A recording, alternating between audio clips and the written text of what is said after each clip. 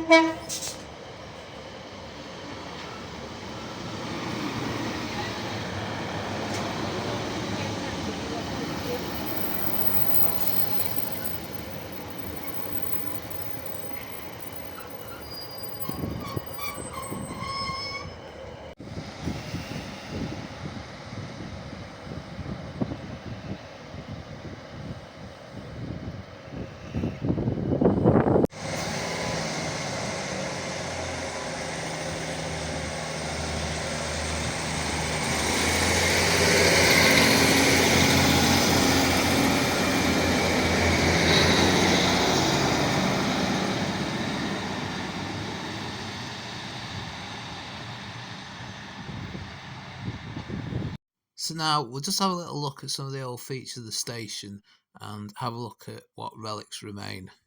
There was a small goods yard just to the west of the station. This closed around 1970, but there is still one siding that remains. It's been out of use for many years and it used to serve the large packaging factory. So you can see the old siding here, clearly overgrown. I'm stood on an old loading dock. It's clear it's not been used for a long time. The buildings in the grey here, I believe, are part of the Innovia site, the packaging factory.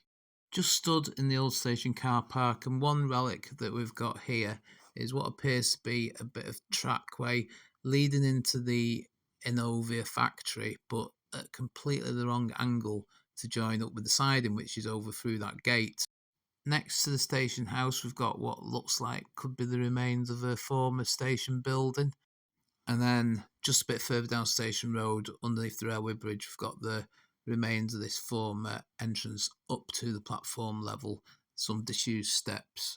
So that brings to a close our video here, half an hour at Wigton Station. If you've enjoyed it, please give it a like or a hype and subscribe to the channel. Thanks for watching, and I'll see you on the next one.